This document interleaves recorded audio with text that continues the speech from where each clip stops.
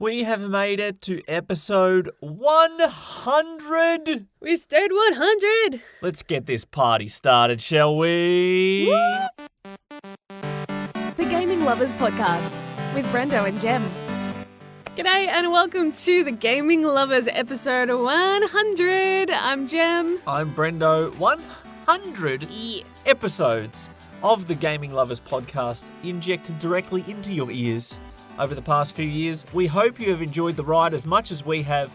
We are here going to be talking 100 little trivia points. It's like one of those email surveys that used to go around in the early 2000s. Yes. We have been given all the big questions, all the little questions, all the in-between questions, and we are going to be hitting 100 questions about our video game tastes. Yes.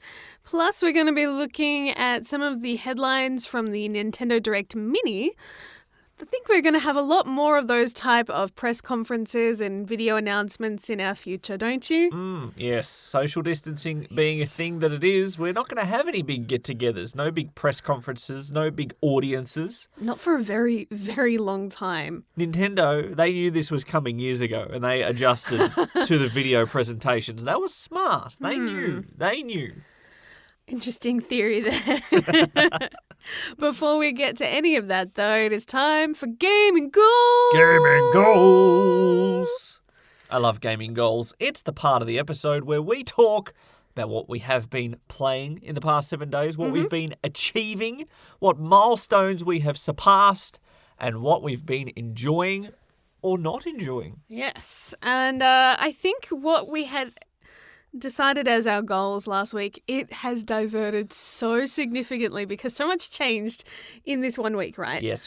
Big news. Big news. Big news. So a few games, several games actually, that were slated to come out in the coming weeks, even months, were just released early by some gaming stores in Australia. Physical retail copies of Persona 5 Royal. Yes. Sold a week before launch day. Mm-hmm. And I don't know if that was just the local distributors panicking that everything would be shut down, they would lose their physical sales, so just rush the product out. We don't know whether the outlets themselves went renegade and said, screw it, we've got the delivery, let's just sell it. I don't know what happened, but PlayStation AU on Twitter consistently, repeatedly emphasising the release date for Persona 5 Royal, March 31st. Yes. Everyone, pay attention. This was supposed to be the episode that I was salivating, going, come on, release already, because it wouldn't have been out yet.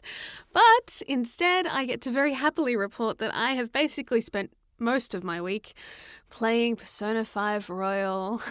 One of your most anticipated releases. Yeah, easily. An enhanced version of one of your favourite games of all time. Mm-hmm. How have you found revisiting Persona 5, and are there many differences? Well, for one, I was itching to replay the original, so having this come out early has just made it a little bit easier to control myself and not, do another, new game plus or anything like that. A lot of the mechanics are the same. There is just some added challenges in combat. There is obviously the new character that's introduced, and she is a gymnast. So a lot of athletes. You get introduced to her surprisingly early.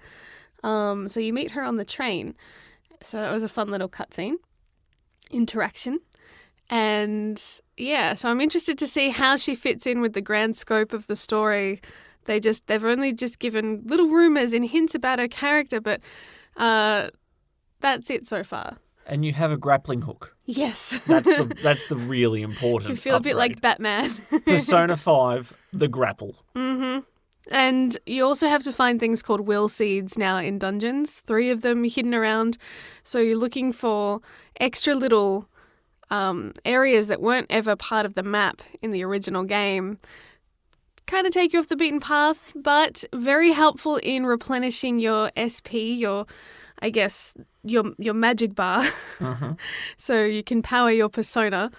And it's been very, very helpful so far to have that when you've kind of been through a few areas and you're running low, to have some of that brought back each time. It's pretty cool because I think I got one game a day or two early.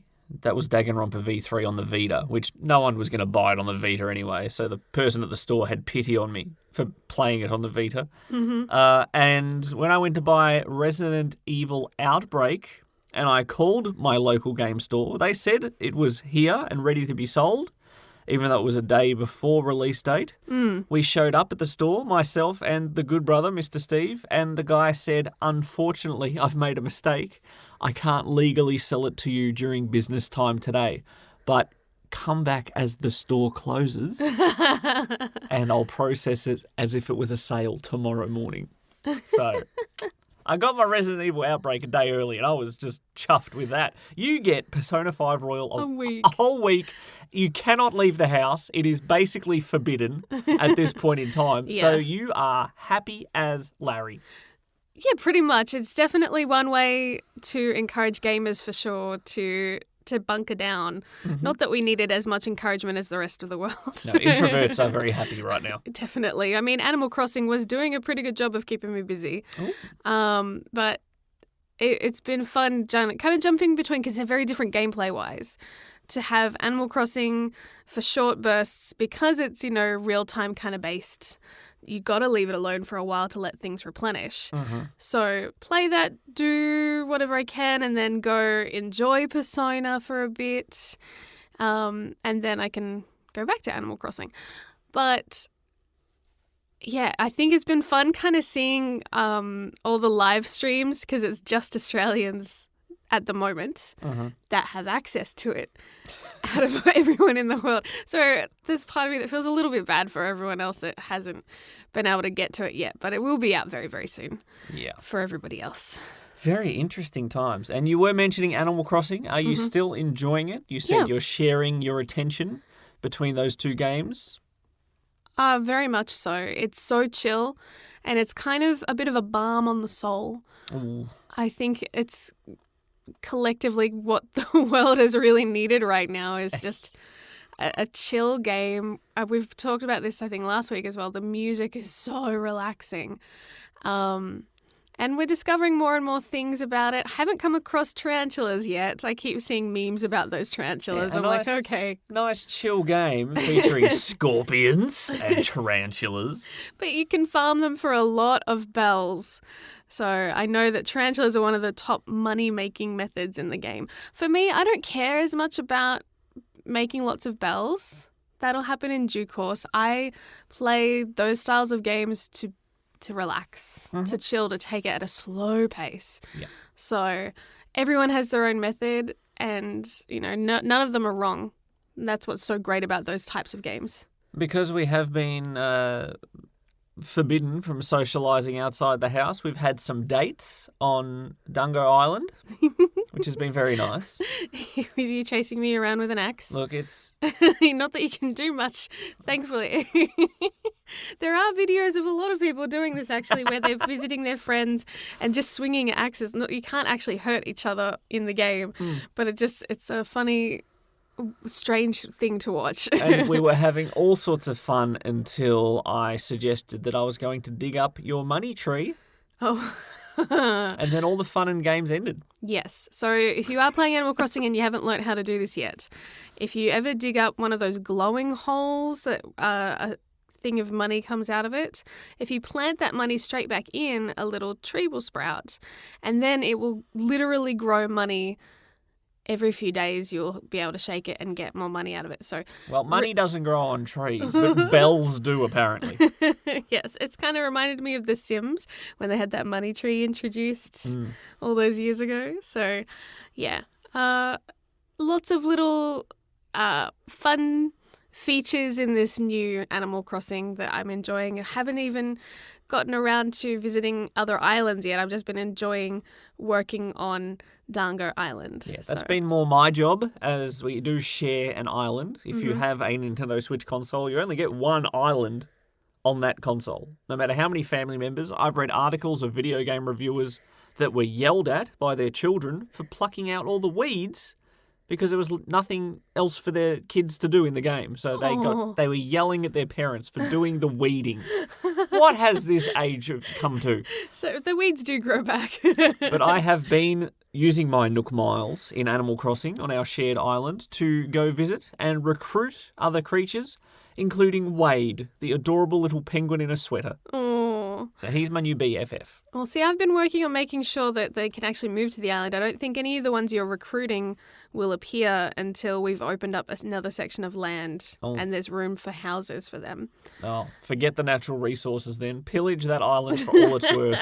Bulldoze the whole thing. The irony is a lot of the times when you're recruiting people to Dango Island, you're bringing them there with the lure of nature and a slower life, right?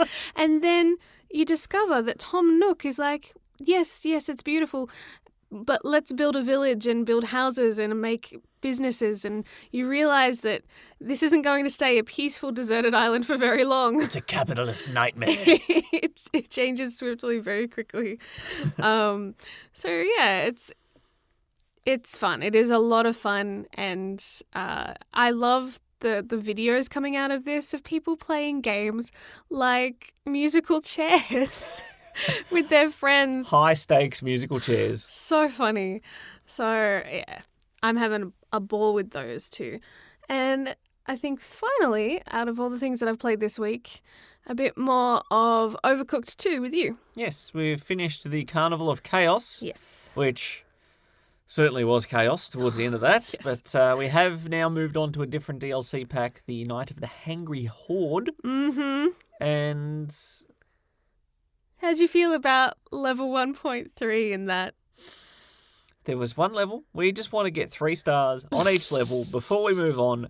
And we fell short by literally about 7 points 3 times in a row. And that was just aggravating because we had a perfect flow going in this level. And it just felt like we can't improve this anymore. Yep. And then, of course, we did worse and got the 3 stars. So I can't even plan efficiently in this game. Sometimes it is down to luck with that because the way that Overcook is structured, if you get a more complicated recipe, it's worth more in tips. And that can be what makes or break your points at the end. Mm-hmm. So we've learnt that from when we did that challenge ages ago for Mel and Steve in episode 3, we realised if we could keep restarting it, so we got certain key recipes very early, that we could get more points and potentially do better to beat them. Yeah. So that mechanic is still kind of in place. And if you are someone that likes to get world records or wants to get those 4 stars, that's one of the techniques that you can use. Yeah, you need the perfect setup, the perfect combination of orders to make it maximise your points. Yes. There's a bit of variableness there. Absolutely. So, aside from all that, what have you been up to this week? Well, last week I reported that I had started on Death Stranding and I was having a great time early on in that game. Mm-hmm. And now? Now that I've been home, quite literally, for this entire week, I have put a lot of time into Death Stranding and I'm having an absolute blast. Good. This is a game that has gotten some polarizing reviews. People say it's brilliant. People say it's boring. People say it's everything in between. I am enjoying pretty much every moment I've spent in this game so far. My time is up to 40 plus hours, I think. And if I'm not focusing on missions, I am focusing on the very exciting, very dynamic gameplay that is infrastructure and road building and resource management, and it just sounds so darn boring. This is the SimCity. What do you do in Death Stranding? Oh, you climb hills, you just walk places, and you can build a road. Cool, I'm there. With Sounds some amazing. terrifying boss fights in between. Yes. Oh, yes. But look, it has been a very enjoyable experience in this game. You arduously struggle from point A to point B. And once you do get to point B, 90% of the time, they accept your invite to be connected to the chiral network. And then other people's ladders climbing anchors, bridges, generators, roads start to come into your game. And the more that you invest in these things as well, the more other people will benefit from your hard work, and you can benefit from their hard work. And it just feels like a nice, connected, global, we're working towards a common goal. And that's really quite enjoyable in this game. There's been times where I have focused so much on story missions to simply push the story along a little bit, but there's been other times I've set a course for the most hostile regions in this game, whether it's the BTs, the sort of ghosty things, or the terrorist sort of people called the Mules. That's a very intimidating name for a group of bandits, let me tell you, the Mules. Well, they're very stubborn. They can be. Heading deep into their territory because they are the most rich with metals, chemicals, resins, ceramics, all the basic resources you need to build things. And then taking those, loading up a truck, for example, and going and building a road. And then the game works with a liking system, a la social media. The more signposts and items that you deliver, you get likes for it, which helps you level up.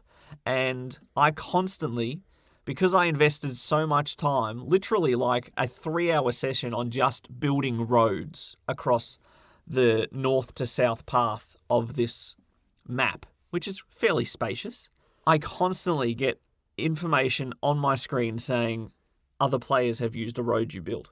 500 likes. Another player has used a road you built. 500 likes. Another player liked your ladder. 12 likes. And it's just like, I love putting things places where people can use them. You have share lockers where if you have cargo you don't need, if you've got 2 pairs of boots, you only need 1, you can put it in there. And some player in Alaska will be playing and go, oh, I need some boots. Guess I better make some. Oh, wait. Hyper Brendo left me some boots. Thank you, Hyper Brendo. And it's so nice to have that interconnected thing. I've enjoyed the story, as weird as it is a little bit at times. I have no idea what's happening occasionally. It's a Kojima game, so there's is. always that factor of I don't know entirely what's happening, but I think I like it. It is a Kojima game, and thankfully, the more I play, the more things are making sense. Mm-hmm. You got lots of optional reading material, which in a game like this, the more you invest, the more you get out. Not just in building a road, which makes the trip across the map so much easier, but the more you invest in learning about the world, the experiences, the timeline, what happened when, what caused this, the more you get out of it. And so far, Death Stranding is on track. Big talk here, big talk to being one of my favourite games ever. Personally, my opinion, it won't apply for everyone, but I am having a brilliant time with Death Stranding. Well, good. Honestly, I thought you would. So.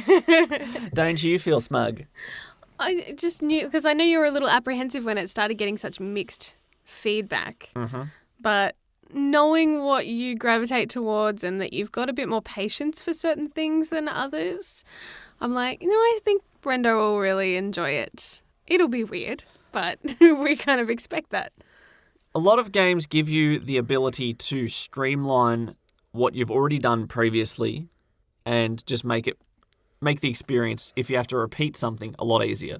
And in this game, like I said, you can build a road, so you can just drive from city to city. Mm-hmm. And you can get vehicles. And if you don't have enough vehicles, if you don't have a vehicle and you don't have the resources to have a vehicle, check the garage. Someone else might have built a car and left it there because you can't transport items between bases. So sometimes they've driven there and then had to go off on foot. And Sniper Punk Lord 62 has left a truck for you there, and you're like, cool, I'll just take his truck. Awesome. I don't even have to take out the extra insurance or anything. This is amazing. But at the moment, I have had so much fun. In my most recent sessions, for example, in the arduous snowy mountains that are so hard to navigate, you can't see where rocks are under the snow. Mm-hmm. So it's not all smooth. There's still rocks under the snow. You just don't know where they are all the time. And in a game like this, if you balance your cargo incorrectly or have too much momentum one way or the other, you're tripping over. And I have been carrying some bombs, which may have detonated occasionally. More than occasionally, especially the mission I'm up to. But after you do one or two of those trips up in the mountains, you unlock an all-terrain exoskeleton, which helps you get up and down mountains, helps you get through deep snow, which streamlines the process. And then you can build zipline towers. So once you've gone up a mountain once, if you build a zipline tower on top of it, you never have to walk up that mountain again. And so in the mountainous region that you get in the second major map, I have this crisscrossing network of towers that I can pretty much get to any of the outposts in that area without a hassle, which has made my return journeys to that area so much more relaxing because I can just pick up, okay, I've got a delivery to take it to the roboticist. All right, let's go. Woo! Off on the zip line, off on another zip line, and we're there with no mountaineering required and no Monster energy drink needed to get up the hills. I could really go for a Monster energy drink for some reason. Oh, product placement. But yes, I'm very much enjoying it. I thought I might be able to beat this game this week. With zero work on my schedule, I thought I could blast through it, but I have had a great time slowing myself down and just doing that extra secondary stuff. So I didn't want to just thrash it and be done with it. I'm enjoying every moment I'm having in this game when I'm not carrying an antimatter bomb on my back that is super sensitive to impacts and I fall off mountains and blow myself up 3 times in a row. Well, at least you come back. I've been playing on hard, by the way. Oh, really? It's a strange thing because the default is normal, and I normally only play on a higher difficulty first time through if it's recommended. And a lot of people said there's not that much difference and you'll get more experience and stuff. So I'm like, I can adjust it mid game. So if it gets too hard, I'll just bump it down. But I have pretty much not died except for when I've been transporting antimatter bombs. And that's why I'm so upset, because skill-wise I can handle it. It's just stubbing my toe on a rock and taking a header off a mountain has been undoing me. Yeah, that'll do it. Death Stranding, 2 thumbs up. That's likes, by the way. 2 likes for Death Stranding. So aside from playing Overcooked with me and Death Stranding, has there been really much else on your plate this week? There's been one other game that I did not intend on playing, didn't even really know it existed, but somebody unexpectedly took control of the PlayStation a week early. So I decided to roll the dice on an Xbox Game Pass game called Kona, Kona. It is a white, snowy wilderness where you are a detective in the 1970s and you're there to solve a case of vandalism. And it certainly doesn't stay as a case of vandalism because the whole town is basically vacant out in the wilderness. We have an open map. I've been exploring, and I tell you what, in video games, I am never happier than when I'm snooping through people's abandoned houses.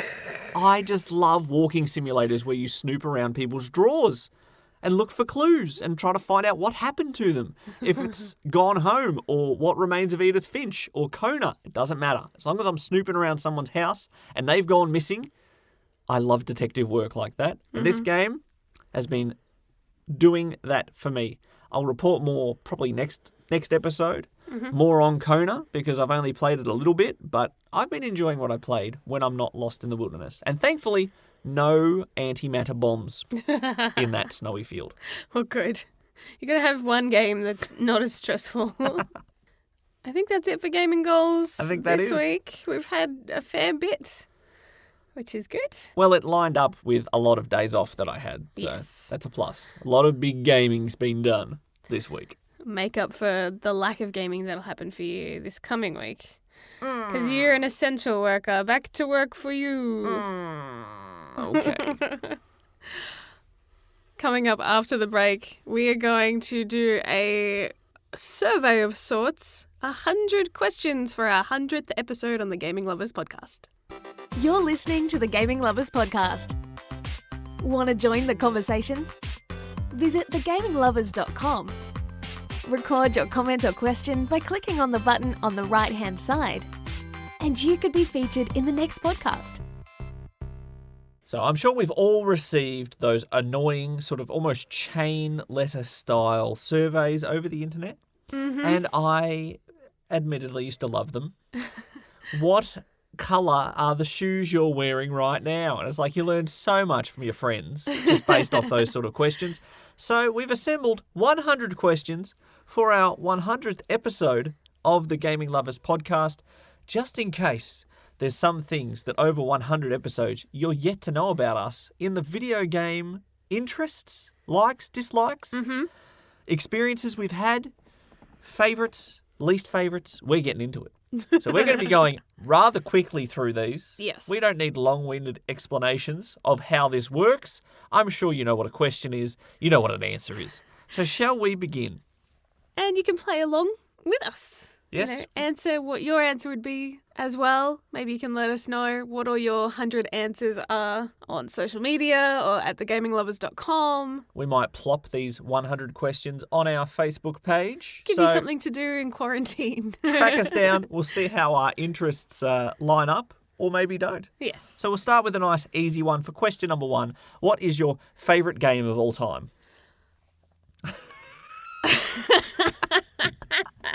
That's so hard. Come on. Oh, okay. To start off with like Sophie's Choice right off the bat. We just need you to just... You won't be judged on your questions. It doesn't matter if it's not one... Dragon Effect, Mass Age. I mean... The Dragon Effect. It's my new finishing hold in professional wrestling. It's like I can't... I love those series. I don't know what one I love more. Oh. So, what's yours? Yeah, it was a tricky one to start off with. Metal Gear Solid 3 have always been a very well-loved game for me. That's one that comes to mind. Anything from the Zero Escape series or Ace Attorney. So if I had to lock down one, I will hang my hat on 9 Hours, 9 Persons, 9 Doors for my favourite game of all time. So there's just so many great games. Okay, question number 2. You didn't even answer. I kind of did.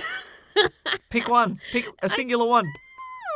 Mass Effect 2. Okay, good. That's a good answer. Okay, number 2. What's a game that you thought you'd like but you actually ended up hating? Legend of Zelda Skyward Sword. I was so excited to play a new Legend of Zelda game after the annoying controls of Twilight Princess. We got a normal, controllable Legend of Zelda game, Skyward Sword. I didn't like it at all. I know some people love it. Some people say it's the best one of the series. I couldn't stand it. I have abandoned that. I don't think I'll ever go back to it. What about you? For me, probably Tales of Symphonia. Oh. Now, it's not that it's a bad game. I don't know. I couldn't get into it. I think I played maybe an hour or two and, haven't touched it since. Okay. Yeah. All right, question 3. What's a really popular game everyone seems to love, but you don't like? Mortal Kombat.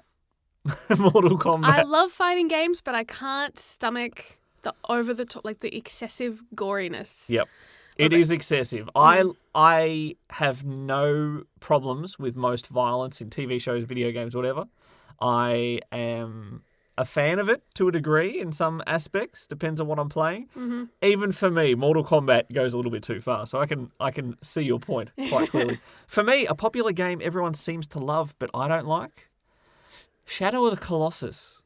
I don't know if it was just overhyped, and there was just most of my issues were about the controls in that game, but it just wasn't quite as grand and epic as I thought it was going to be. Same with Journey. I didn't quite get that experience as much as people thought I should have.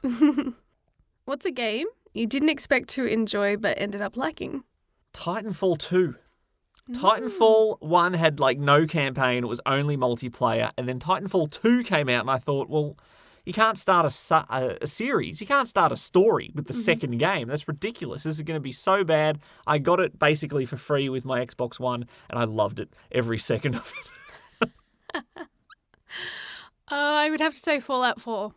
I started that kind of almost as a joke because you had just gotten it and then you went to work and so you couldn't play it. So I started a campaign almost as a way to be like, haha, I can play this and you're at work. And then I platinumed it. And I think I put more hours into it than you did. And then you played 2 other Fallout games as well. Yes. So joke's on me. Joke's on you. Okay, question 5. What game have you spent the most amount of hours on? In one playthrough or multiple playthroughs? Multiple playthroughs. It's either Dragon Age or Mass Effect because they're kind of series, right? So I would probably give the edge to Dragon Age just because Inquisition is significantly beefy. And I've played that several times. What's your guesstimate for Inquisition alone? How many hours? Well, one playthrough, if I'm being a completionist, Which you always are. Most of the time, yes, is about 60 to 70 hours, maybe longer. And you've played it to completion how many times? At least 3. But then you've got to also add up Dragon Age Origins, Dragon Age 2, Awakening, like all the DLC.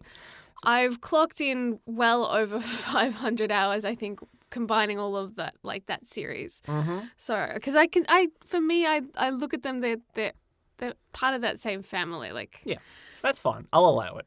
For me, it was the year I was not going to school and not employed. So, Morrowind was my life, day in and day out for about 8 months.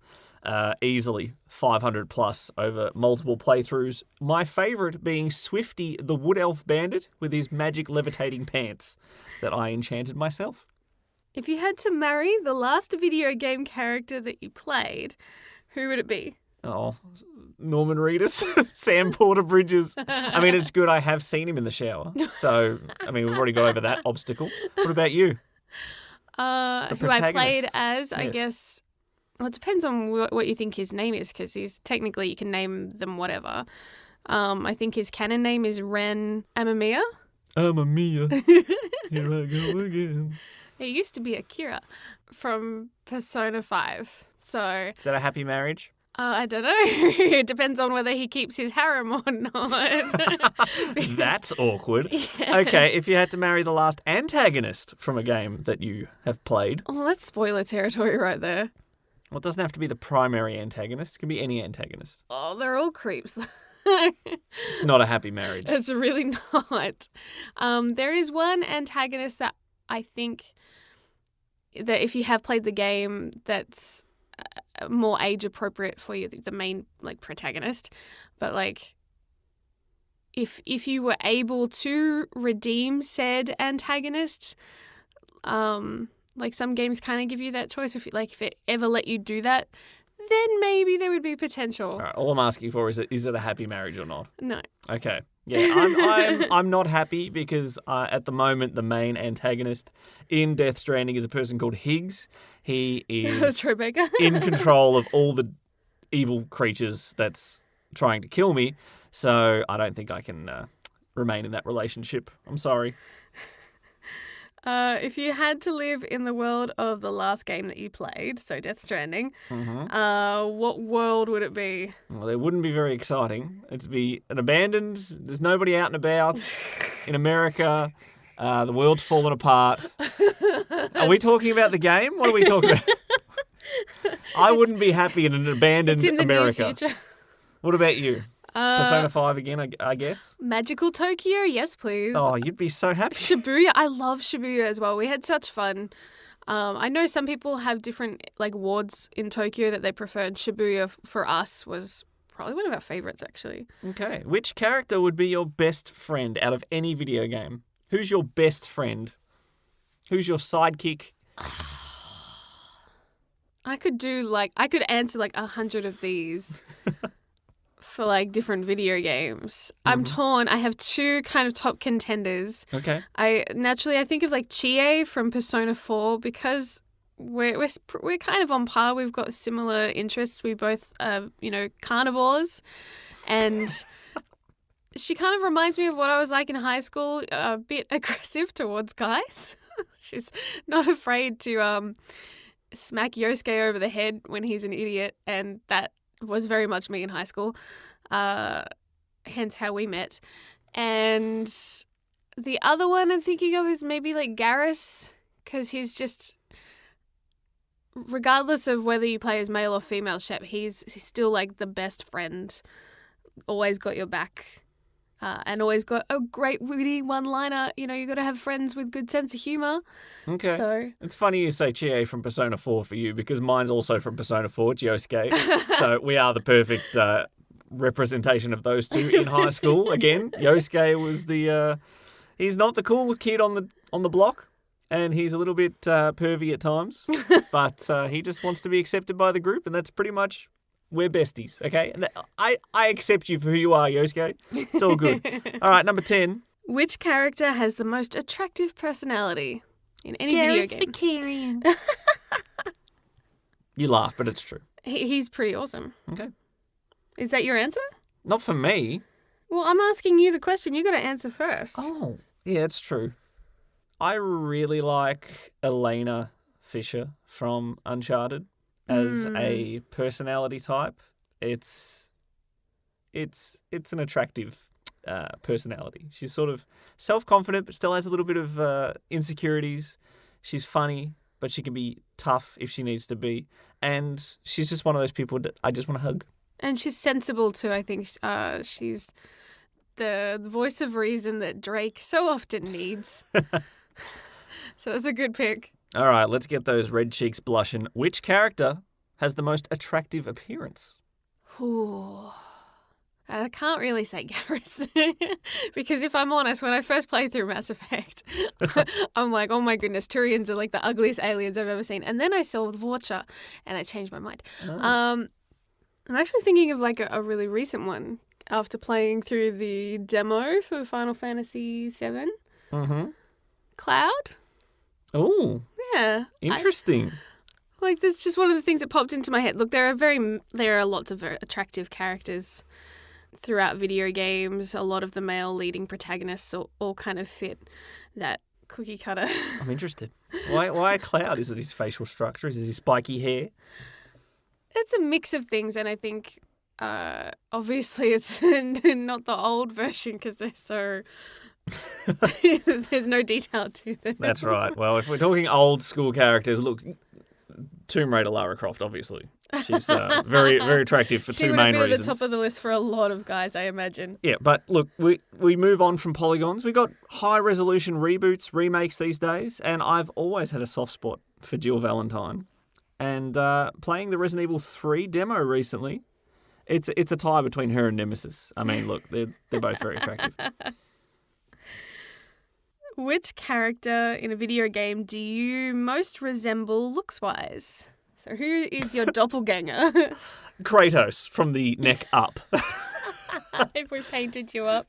Look, just neck upwards. I have a bald head. I have a beard. You slap a bit of face paint or tattoo on me. You got a bit of a Greek nose. Perfect. See, just don't go from neck down because I do not have the physique to be Kratos. But I'll run with that for now. I don't know if I've really seen many characters in video games that look like me. Daisy from Super Mario. Done. Daisy will do the job. All right, lucky number 13. What was the first game you ever remember playing?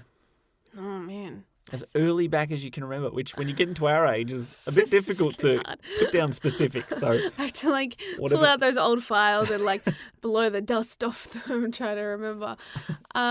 Probably those cell games, those handheld, like the classic old Donkey Kong-esque. LCD, the sort of Game & Watch ones. Yep. I think that's about as early as I can go back. Mm-hmm. So... What about you? I remember getting in trouble for drawing a picture of Pitfall from the Atari 2600 in one of my school books because my dad didn't want people to know that we had a video game console. And if I drew Pitfall, people would recognize it as Pitfall and then they would steal our stuff. So that's my earliest memory, and that was before my first other console. So I'm pretty sure that would be one of the earliest video game memories I have. All right, what is one of the first video games you ever completed? Well, the difficulty of games when I was growing up was quite steep. So there's only one game I can really recall from the first generation of consoles I had, the Sega Master System. It came with Alex Kidd in Miracle World built in. I got to the very end of that game, but I never beat it. So it must have to be Sonic the Hedgehog 1 on the Sega Master System. For me, I think the first one, especially completing solo, would be Yoshi's Story on Nintendo 64. That was my mum's first game she beat as well. Very cool. Have you ever pretended to be sick to get out of something so you could play a video game? Not so I could play a video game. I definitely pretended to be sick to get out of school, but didn't really have access to a lot of gaming stuff in early childhood. It wasn't really until later that we got our 64. So, it wasn't so much a motivation then. What about you? I had the day off suspiciously after the 360 midnight launch. I don't understand what I caught that night, but I definitely caught something. The Xbox. You're a funny girl. Oh. So what game did you last complete? Yakuza 0. Very nice. What did I complete again? I was nearly going to say Life is Strange 2, but I think I actually finished that before I finished Inside. Good fun. Oh, these are standard default questions. We've already covered this territory. However, if other people are joining in this fun and games, yes. What game are you playing right now? I am playing Persona 5 Royal and Animal Crossing. I am playing Death Stranding and Kona. Nice. With a splash of Animal Crossing. What game would you like to play next? Everything. Trails of Cold Steel 3, Kingdom Hearts 3, Yakuza 6, Dark Souls 2, because I never actually got through it. There's a lot vying for my attention right now. What about you? The Witcher 3, as well as Trails of Cold Steel 3, and maybe go back and replay some oldies, some old favourites that keep calling to me, even though I have all these brand new games to play. Yeah, always a danger. Okay, number 19. In your opinion, what is your favourite home video game console? Oh, see, that's so hard. Like, of all time? Mm-hmm. Nintendo 64 is pretty high up there. Mm-hmm. It often is. The Xbox 360 for the longest time was my top one. Mm-hmm. What would you choose right now? Just choose one. What gets the top award?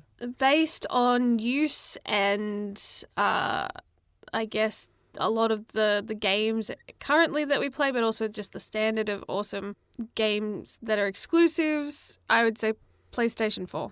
Oh, yeah. Well, the PlayStation 4 has had a very successful reign in our household, probably as the primary console in this household. And I, of course, have a very nostalgic place in my heart for the Dreamcast. The Sega Dreamcast, the unloved console that I had so many good memories with in its short lifespan. In your humble opinion, then, what is the best handheld console? For me, in my opinion, PlayStation Vita, undisputed champion of my heart. I love the Vita, but as far as just what is the best, I would say Game Boy. How could you? Mm-hmm. How could you? I'm sorry, but it's timeless. And it's going to have more longevity, I think, in gaming history than the poor Vita. Oh, Vita's still got 20 years in it, right? Number 21, we're getting down to the big issues now. Are PC gamers truly superior to console players? No. I hear it a lot online. No. Just because you use a keyboard and a mouse, and I would too, if someone would just kindly donate about $3,000 to the gaming lovers, we too can have a top-of-the-line computer. Just like, though, console gamers aren't superior to other gamers either. Yeah. It's a ridiculous argument. It's such a petty thing to fight over. What is your opinion on free-to-play video games? Free-to-play video games? Yes. I like the entry price. But unfortunately, there is a pattern that the difficulty is enjoyable until it spikes just a little too much. Yep. And you have to pay to actually keep going and enjoying the game. So unless the developer's being really nice. I don't like that aspect. You agree? Yeah, I pretty much agree with that sentiment. Okay. Have you ever watched a game stream? And if so, what's your favourite? I've watched you. There you go. See? I'm my wife's favourite. There's a streamer, Donkey, who I mean, he doesn't do... A lot of the videos are more like sections of games that he's played more than live stream per se. Yep. But his commentary on stuff is very, very funny. I've recently been watching the Retro Replay definitive playthrough of The Last of Us with Troy Baker and Nolan North, 2 voice actors from that game. And it's been enjoyable to hear some behind-the-scenes stories and just watch them not be as good at video games as they really wish they were on a live to tape recording. Always fun. Here's a question I think we know the answer to already, but have you ever streamed yourself on Twitch or YouTube? Yes, I have. My crowning achievement is my entire Subnautica playthrough is available, including several hours of stupidity where I was trying to charge batteries from the submarine that was draining batteries to charge batteries, and it took me like 4 hours to realise. But yes, all my embarrassing moments are uploaded on YouTube. And you have as well. Yes, I have. When we were doing streams for the Bushfire Relief Fund, and just when we've had the desire to actually get on and stream, I think when we first tried Overcooked 2 a while back. Little Nightmares. Oh, yeah, there was that too. Jem's Little Nightmare. And probably the one that has the most views out of all of that, because people like to see me uncomfortable playing scary, spooky games. Question 25, quarter of the way through. How often do you use walkthroughs? Actually, not that often anymore. I only use them for games that I guess are more critical, or I get stuck on certain dungeons and stuff, like Persona. Persona games really do need them because it's a lot of time management, and if you make a big error early on, it ripples into the rest of the game and can really ruin it. Yeah. I mostly just use them to mop up trophies. I try and avoid any type of guide unless I am super stuck or I fear that I've glitched the game out and I just haven't found a key because I'm stupid, but I fear that maybe this door's not supposed to open. I don't understand what's happening. Then sometimes I look at a guide just for comfort's sake to know that I haven't broken the game. What is your usual go-to weapon type in a game? I have always been a fan of sniping.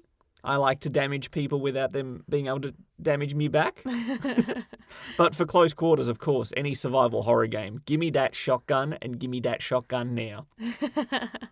As a big Vanguard player in Mass Effect, the shotgun is one of the go-to weapons because you're always getting in people's face. But I don't mind a lot of the pistols. I think they don't get much love. Everyone gives them a lot of crap. Mass Effect 1, the pistol is vital to an Insanity playthrough. I'm like, it's still a gun. It can still kill. I don't understand why it gets such heat for... Anyways. Anyway. 27, what's your favourite out-of-the-box weapon in a video game? I've got a couple in mind. Maybe in Ratchet and Clank, because they have a lot of very unique ones. Was it the disco ball gun? Yep, the Groovatron. Yeah. That's a very good choice. I like that. I'm also a fan, again, same sort of theming, the dubstep gun from Saints Row 4. Yep. And if you're an old school gamer like me and you appreciate the beauty that was the cerebral bore from Turok, where it would lock onto brain signals and shoot a little drill that would lock on and find a brain. Nice. Grisly fun. Maybe if there was a Futurama shooter, they could shoot those brain slugs. Have you ever had to stop playing a game because it was too scary? Yes. And I love horror games, so admitting that is kind of embarrassing. But specifically, the first time I went through Project Zero 2, that game creeped me out so much, also known as Fatal Frame 2. And Amnesia, The Dark Descent, which I tried once and went back to it many, many years later when I'd built up the courage and put my big boy pants on. I've had many instances. I think I've refused to just play a lot of scary video games. But one that I got partway through, it was like this DLC for Heavy Rain. And I got about halfway through it and then I just went, nah, I'm not playing this anymore. And I forced you, shoved the controller in your hands. I'm like, I'm not playing. You finish this off. It was, I think because it's slightly more realistic in the sense of, you've got serial killers and people that do pretty horrific things. Not a creature or an alien or a monster. It's, for some reason, and, targeting women specifically, it was just, I'm like, no, cannot handle must not play. All good. Has a game storyline ever made you cry? Many. I Just cry an example or easily. two?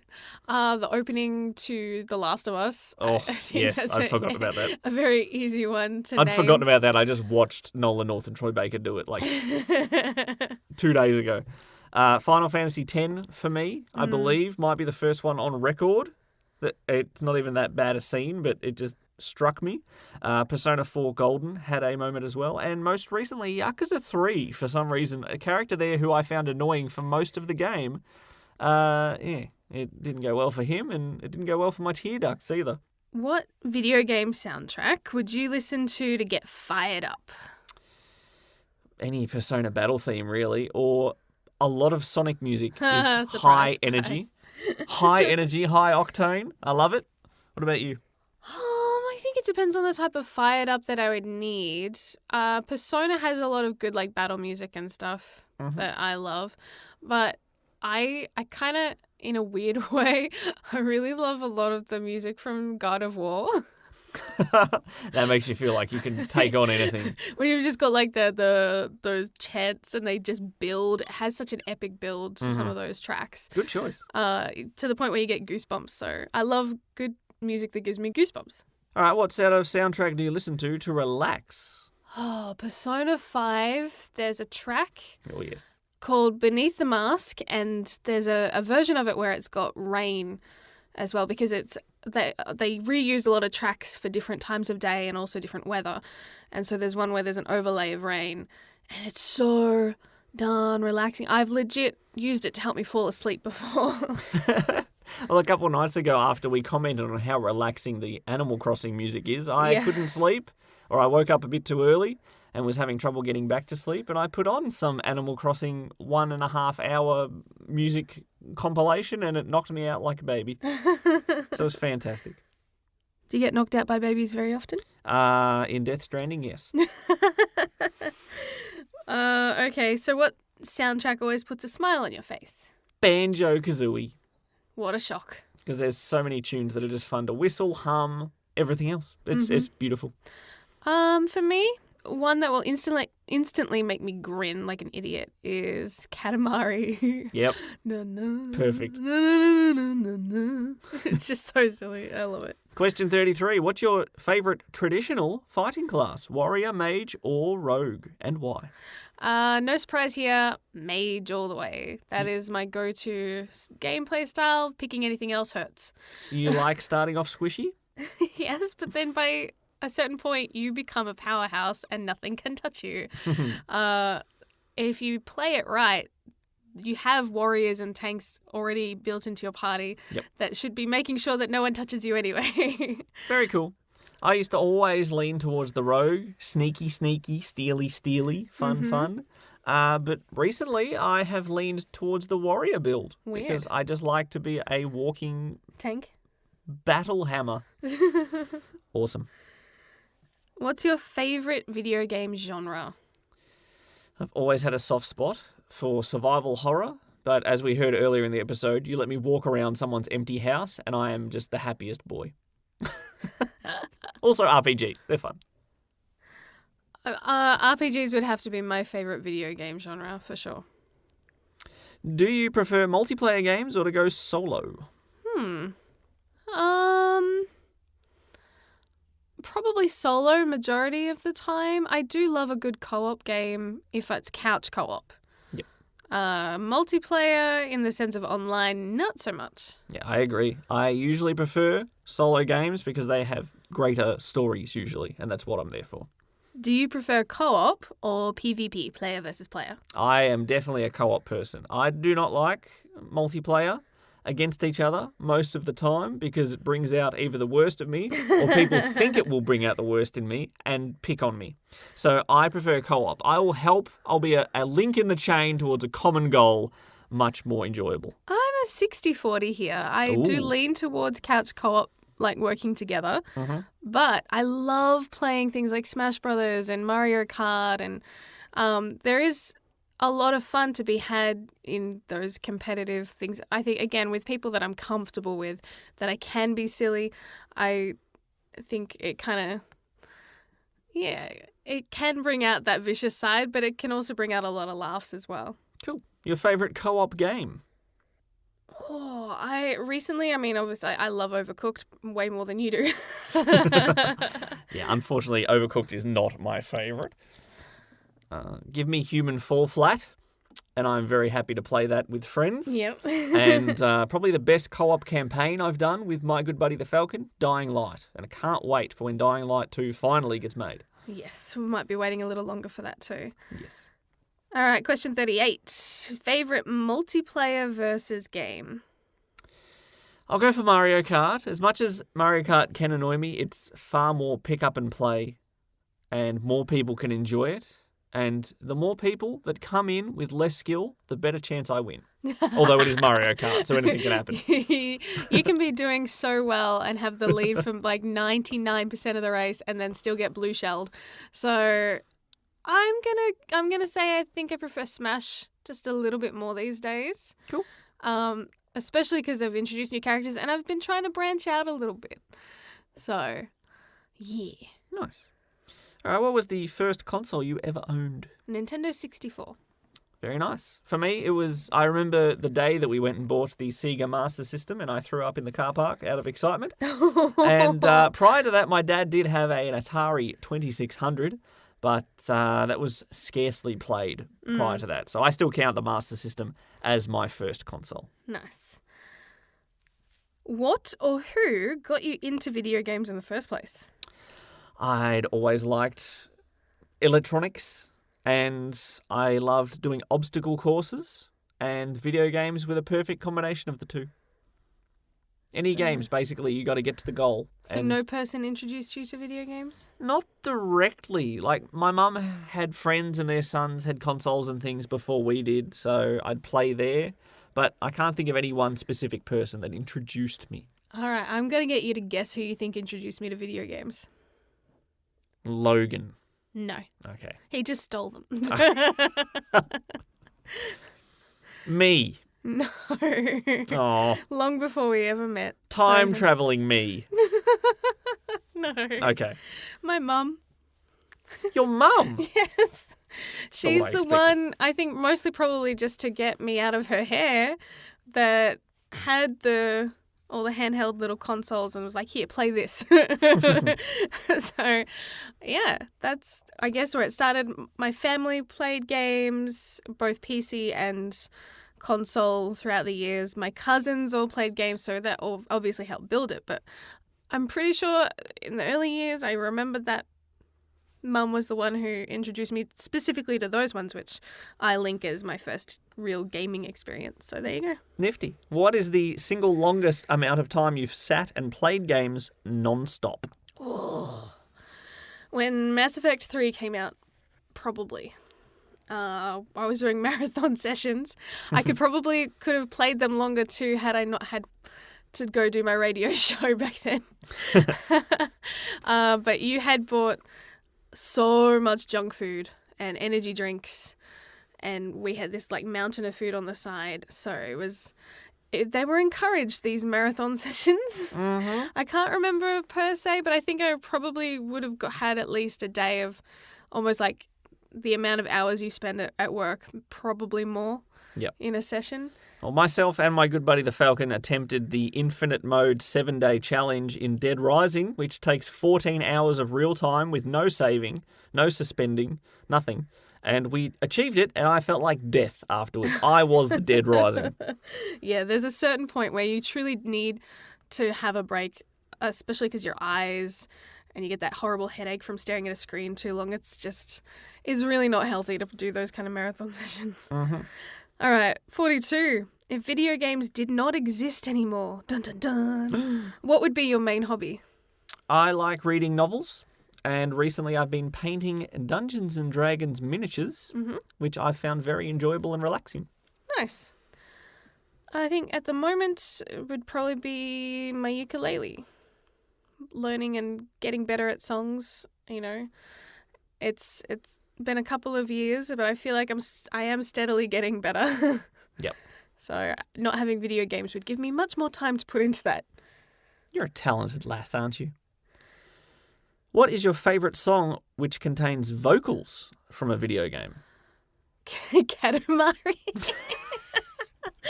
Katamari on the swing. Na, na, na. I'll allow it. It doesn't have to be a serious answer, does it? Mine is Snake Eater.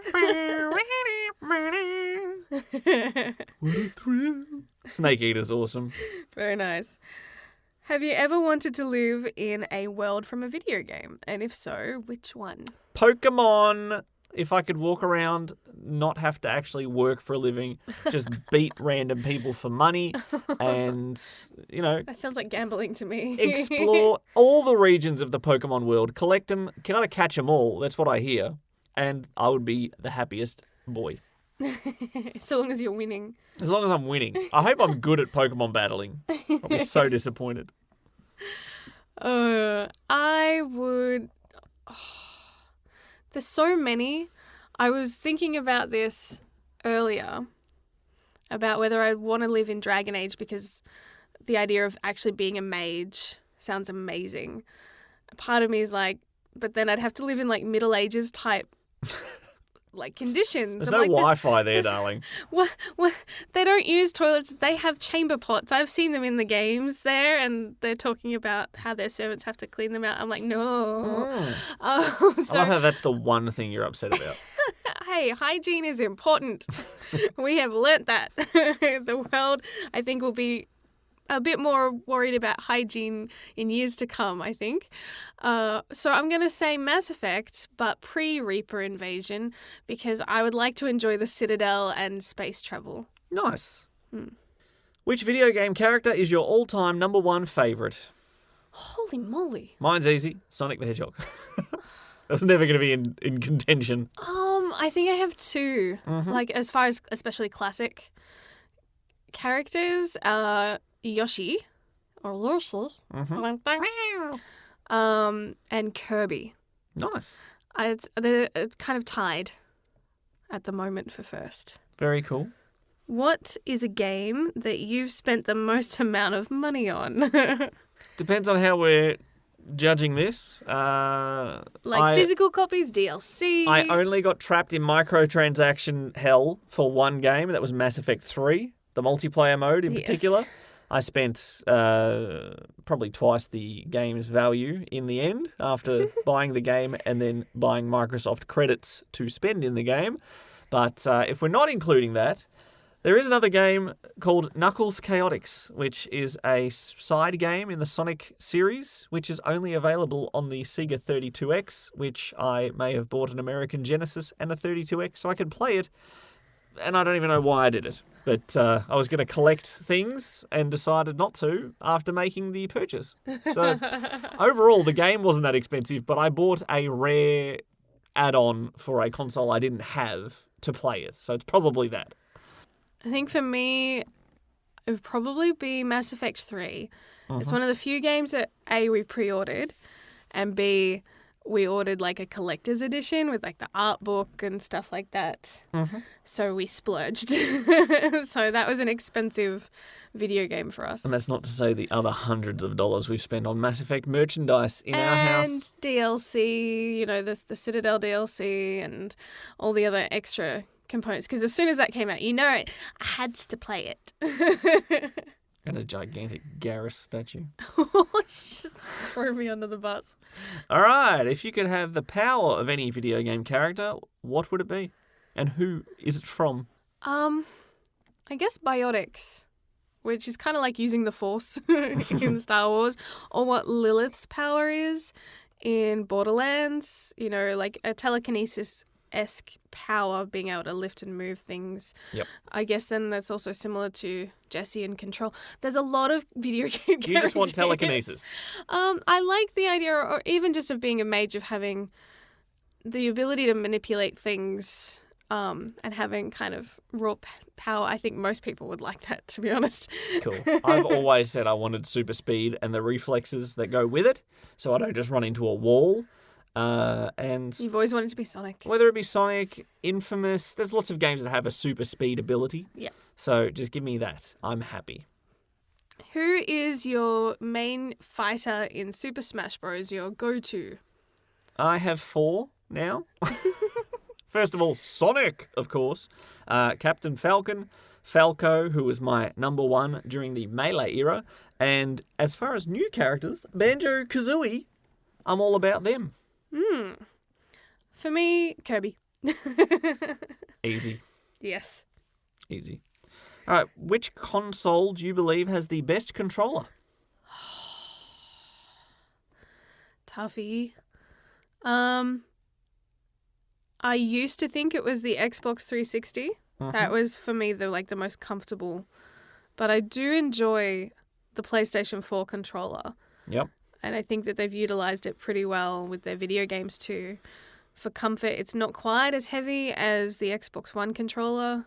So it's weird how things like that, like after, when you've been playing for a while, the weight does impact you, especially if you hold your arms up at times.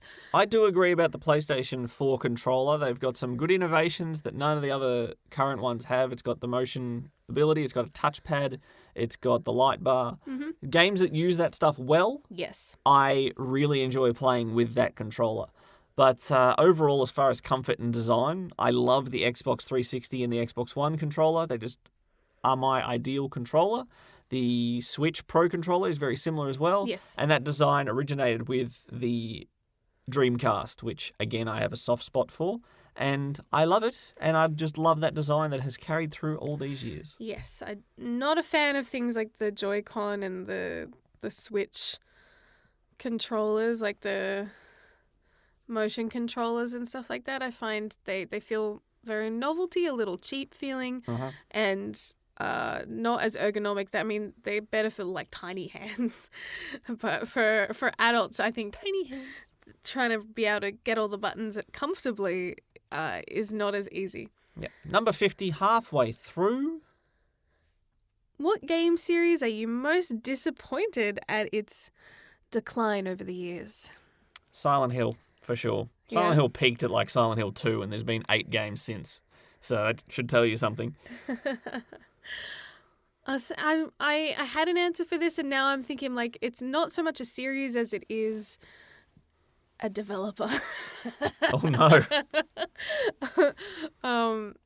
Because Andromeda could have been an awesome game, but BioWare, along with EA, decided to put their eggs in the very wrong basket that is Anthem. You can still be disappointed with Mass Effect's decline. Yes. If it's just had one really bad game. It was doing strength to strength, and then has had a bit of a fall from grace.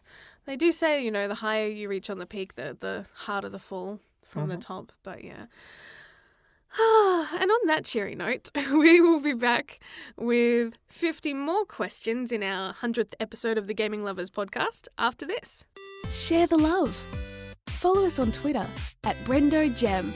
That's BRENDOJEM. Now we are back going for the final 50 questions of our top 100. It could also be seen as the second half or the last 50, depending on how you want to view it. You know how this is working already. So let's jump straight into it. Number 51. What game needs a sequel that doesn't yet have one? Oh, man. Horizon Zero Dawn. Horizon Zero Dawn. Yes. More of Aloy, please. Oh, yeah, I want more of that world. That was very cool. For me, the way it's going, give me another Death Stranding. A couple more modifications. I'd be happy to dive back into that Nice. world. What game series needs another entry? Banjo-Kazooie 3E. We had Banjo 2E. We need Banjo 3E. Where's my Banjo 3E? Somebody has to make it, right? Well, you never know after their success in Smash Bros. I would say God of War. I really want to see... I mean, I'm sure that there is plans for another one in the works based off its ending, and I'm trying not to say anything else, but like I'm so itching to see what happens next. I need to know. Another good one would be Uncharted. Yes. I want another Uncharted. Next up, what game needs a reboot for the modern... era. That was a very quick answer. Knights of the Old Republic. Rebuild it from scratch up, better graphics. I mean, bring back the same voice actors because they did fantastic. But yeah, I would just love more people to be able to go and experience them. I mean, you can play them, but better graphics and stuff, please. It is a story worth retelling. Definitely. And the original is quite a bit janky. And I agree. Give me KOTOR 1 and KOTOR 2. Give us the proper version, the proper definitive edition. Give us with proper endings of a KOTOR 2. For KOTOR 2 and maybe, a third that's not an online multiplayer. What are you hoping for at the next E3 or I guess the digital shows that we have coming up this year? Some sense of normalcy for 2021. But for this year, look, I think that just some more details about the launch titles for these next wave of consoles and to even confirm if they're on track to release this year. That's what I'm curious about. I'm hoping for flubs. You won't get those on a digital platform. Oh, well, they might do live shows. Live streaming still has the capacity to have, moments where people have brain farts. Mm-hmm. So more of that, please. Okay. It'll make it feel a little more normal if there is a bit of that. That is so mean. That is so mean. Let's talk now about being mean. Who is your most hated video game villain and why? Most hated. But one that annoyed me probably because he was too agile and trying to fight this guy as well. Troy Baker again. He does villains really well. As Kai Lang in Mass Effect 3. Man, I mean, it was a good boss fight, but it was irritating and he is smack-talking me and he was just, also if you've ever read the surplus books and stuff like that go along with these games, the more you know about this guy, the more you really don't like this guy and want him to die. So I guess he's doing a good job being a villain. Yep. But anyways, what about you? Mine's Jack Baker, not Troy Baker. This time it's Jack Baker from Resident Evil 7. When I played that, I just wanted this guy to die and to not come back and just leave me alone. He just would not die. The amount of times I thought I was done with Jack Baker and he just kept coming back. And, he was a tough cookie to deal with. All right, 56. Who is your favourite villain from a video game and why? Favourite villain? Yep. Well, Troy Baker again. Pagan Min from Far Cry 4. Uh-huh.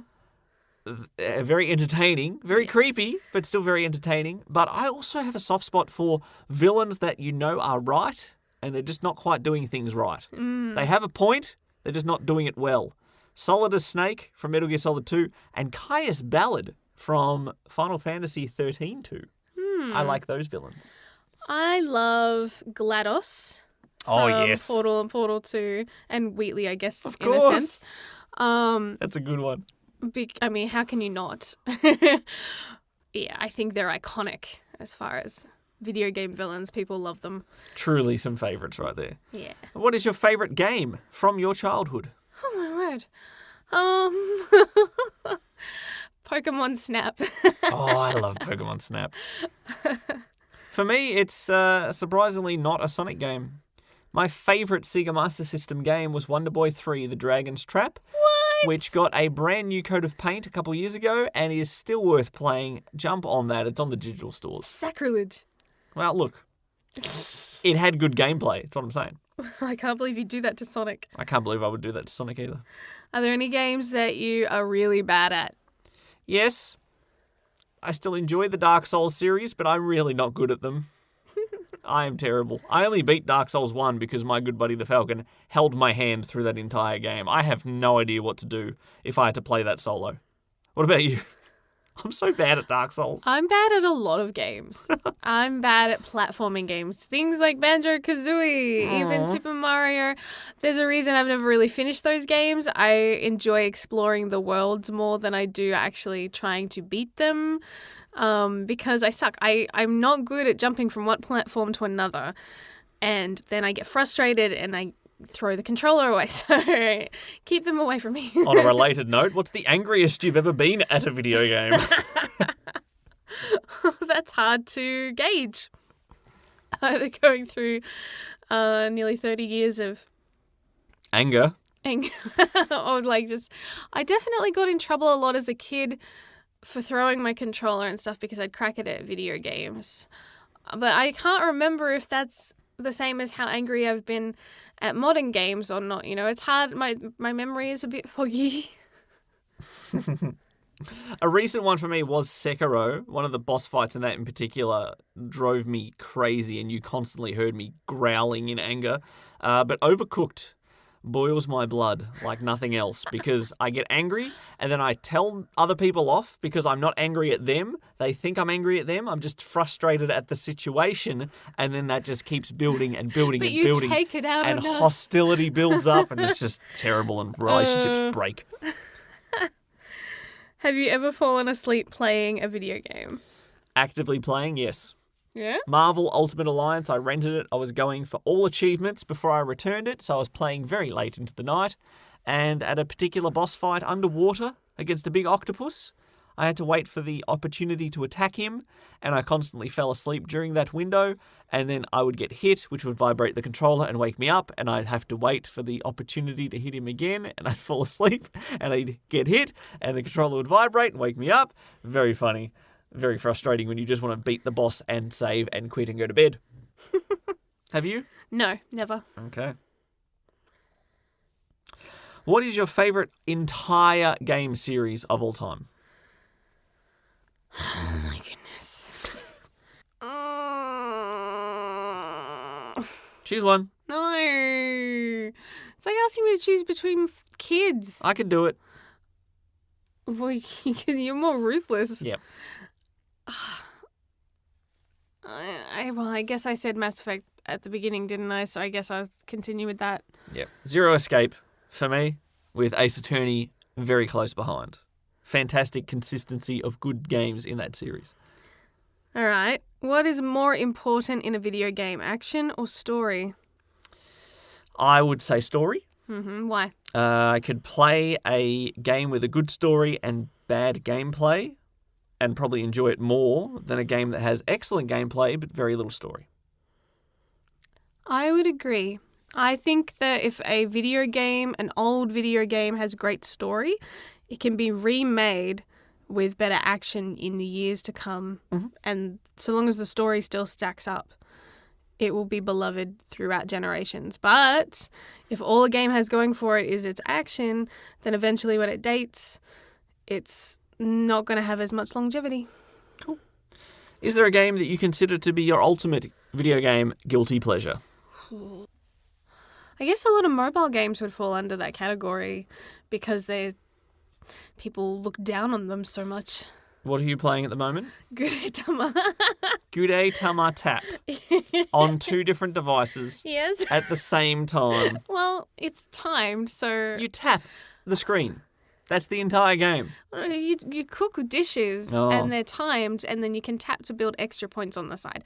But I don't do the tapping much very often. I just cook the different dishes and then leave it alone for like half a day and then come back and I do more dishes. Why don't you do that in real life? Make our house a lot cleaner. For me, Sonic Adventure, it has not aged well, but I still replay it fairly often. Question number 64 is next. Your favourite Nintendo 64 game. What is it? Banjo-Kazooie, which I replay frequently, and Perfect Dark at the time, also one of my all-time favourites. No, you choose one. You can't do this to me. You like... Banjo-Kazooie. There you go. My favourite Nintendo 64 game, Mario Kart 64. Nice. Would you rather have loads of time to play games, but you're only allowed to buy 2 games a year, or be able to buy loads of games, but not have much time to play them? The first. Yeah, I live the second. I buy far too many games, don't have time to play them. So I would probably opt for the former as well. I think I've demonstrated that with the right game, I can live off just 2 video games quite happily back and forth, to the point where it drives you nuts. All right, 66. In your opinion, what is the worst video game of all time that you have played? There's lots of Sonic ones competing for attention here. Sonic and the Secret Rings, I hated the controls of that. Sonic 06 is just a glitchy game, but nothing compares to the abysmal atrocity of Sonic Boom, Rise of Lyric. Yes. I don't know if I've played anything quite to that level of trash. I do remember there being a puzzle game on the 64. I can't remember, was it Tetrasphere? Tetrasphere. Oh gosh, I hated Tetrasphere. And I would play it for maybe 10 minutes and then get mad at it. Mm-hmm. I don't remember much beyond that point. All right. Would you give up video games for life if you could receive $500,000 in cash? No. No. No, come on. It's a bad financial investment. Please, you got to offer more than that. That doesn't even cover the mortgage these days. So if you're going to try to, if I have to stay away from them for life, it needs to be a much bigger, significant chunk of change. Yeah, I agree anyway. I love video games too much. Too much of my social connection with other people, it comes from video games. So I'd basically be severing relationships for $500,000, which I can't even do, as heartless as I am. And right now it's a bit of a lifeline, so no thank you. What is your most controversial opinion about video games? Super controversial. Yes. There's a video game series that I think is slightly overrated. And I don't like to say it very often. Say it. Because... Upset everybody. Look, as iconic as individual games in the series are, sometimes I would like a little more from my Legend of Zelda games, okay? I would like a little bit more story, and it just seems to be the same story every darn time. That's my biggest argument against what holds back the Zelda series from being the all-time greatest, is that it's just the same game over and over and over and over again. So, a little bit controversial. I still love some of them, but other ones are absolute fairy poop. I've been on this bandwagon for years, and it's only kind of come in vogue, weirdly, in the last few years, of that there are just as many girl gamers as there are guy gamers. For some reason, that myth has perpetuated this industry so much, and when you have women that work in the industry, they seem to get picked on a really weird amount from male video game players.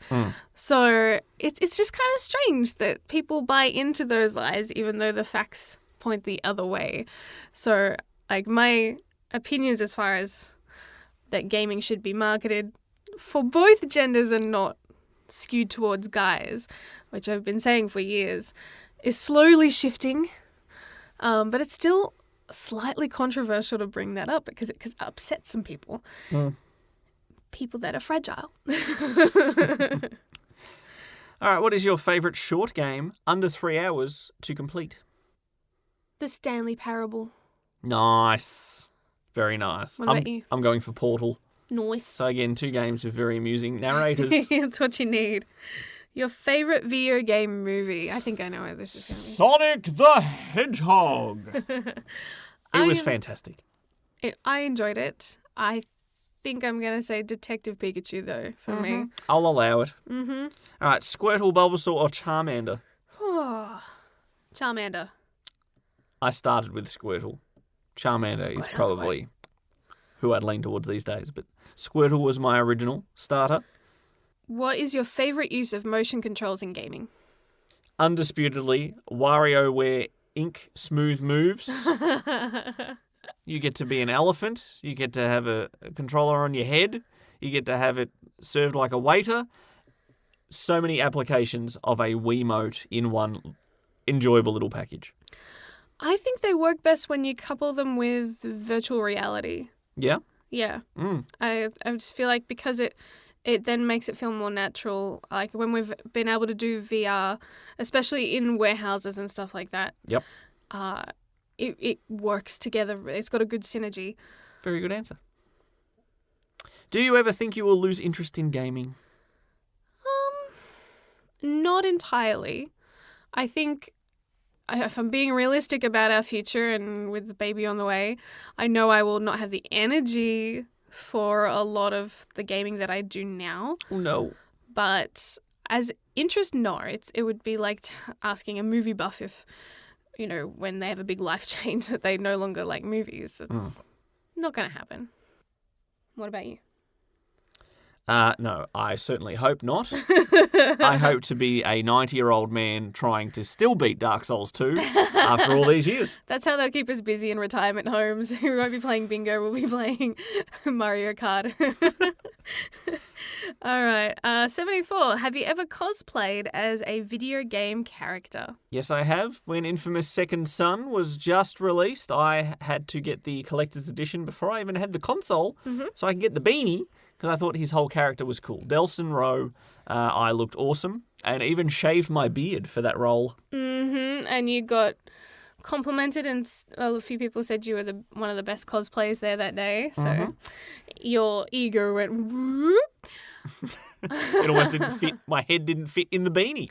You also went as Mr. Braun to the anime. I guess technically he's from a video game too. Video game first before it was an anime. The Steins Gate visual novel. Yes. I went from a visual novel. I went as Fi in her outfit from the most recent one, Zero Escape, Zero Time Dilemma. And you were even identified. Yes. When you picked an obscure character, so that's got to feel good. Yes, I was not expecting anyone to know. Okay, what game have you tried to start and failed repeatedly? For me, I know exactly what mine is. I know for a fact. Probably Persona Q. Yes. It's not that I've sucked at the game, it's just I keep putting it down and can't seem to get back up again. Yeah, mine's Dishonored 2. I loved the first Dishonored. Dishonored 2 rates very well. I know it is an enjoyable game, but I just cannot land the stealth mechanic at the start of that game, and I've tried to start it about 3 times, and each time I've said, this is the time that I'm going to play it. No, I'm turning this off. I've had enough of this game. All right.